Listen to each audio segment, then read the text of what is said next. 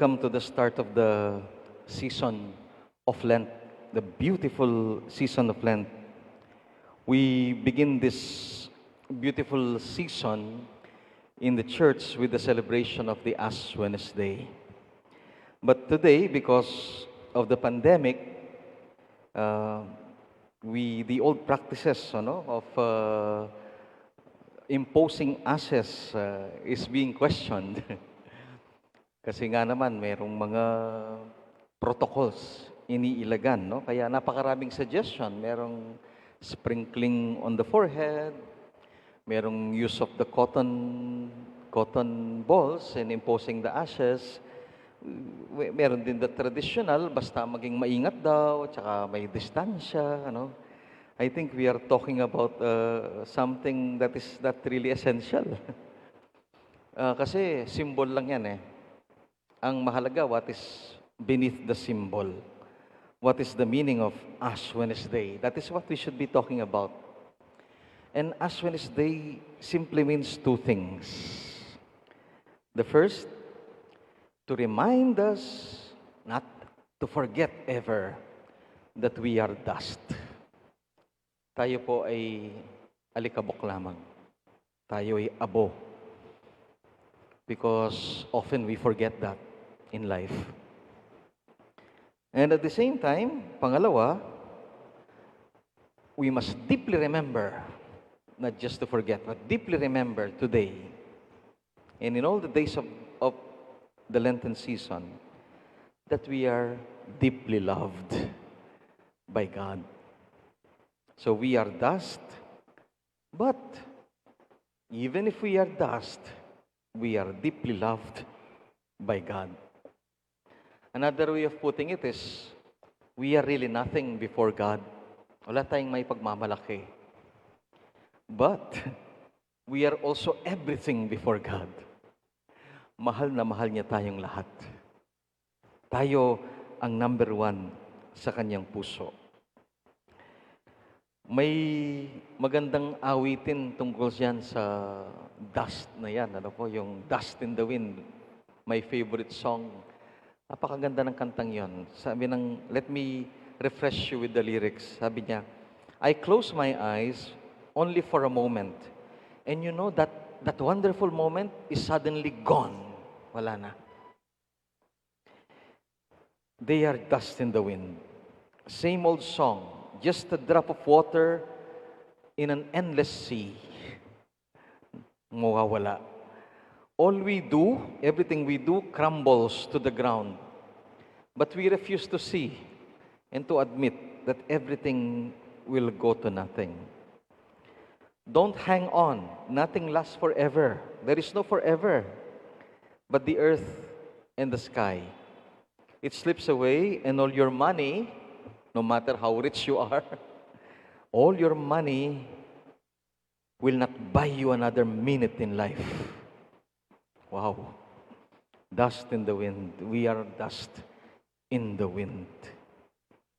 Ang ganda, no? Habang tinatanggap po natin yung abo,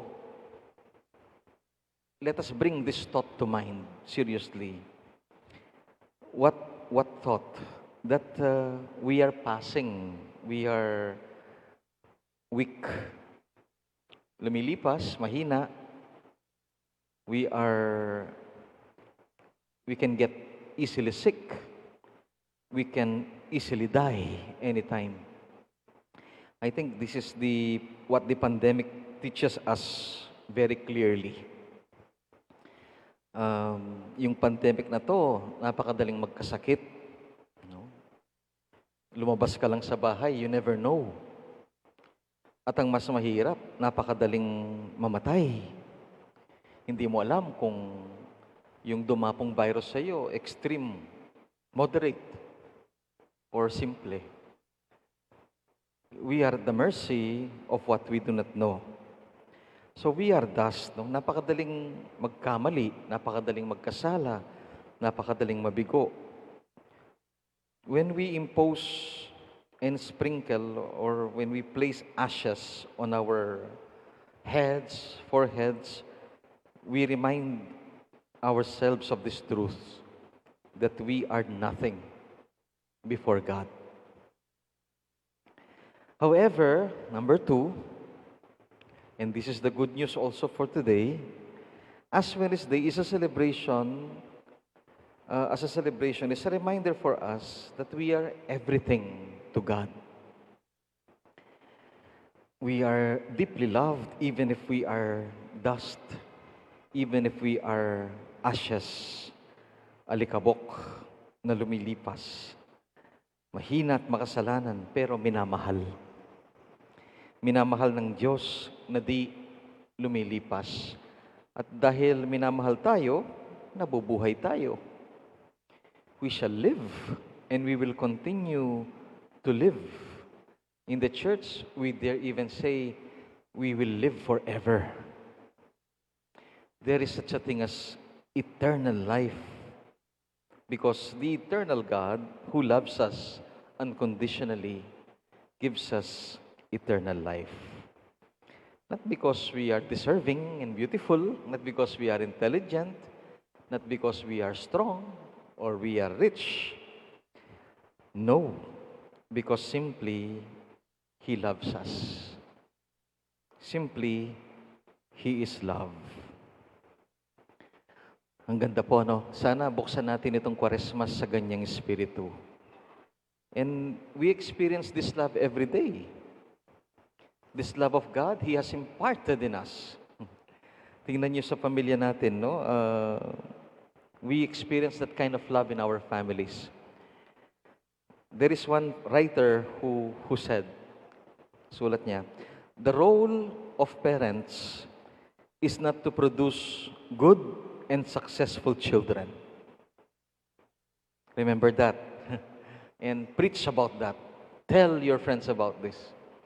The role of parents is not to produce good and successful children. Because it is not always the case. As we would know. The role of parents, instead, sabi niya, is to become safety nets for their children when they fall. To become comfort zones for their children when they fail.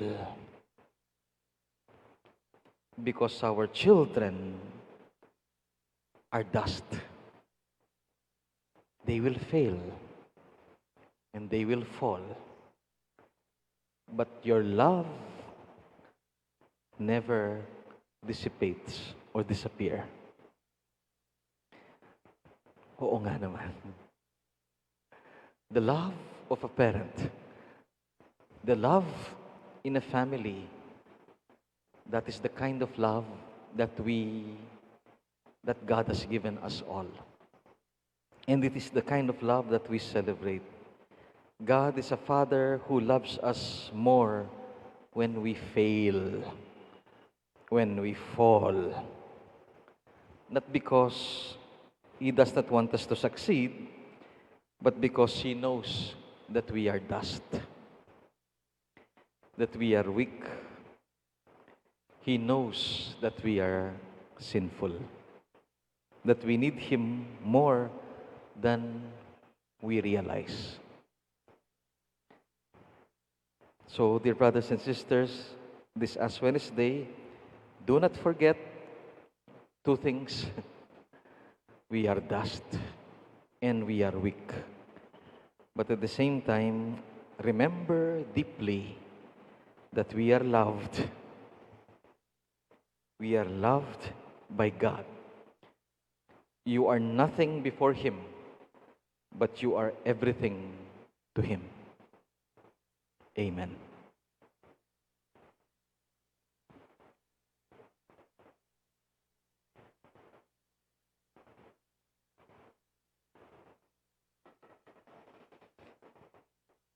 We shall now be blessing the ashes. Please all stand.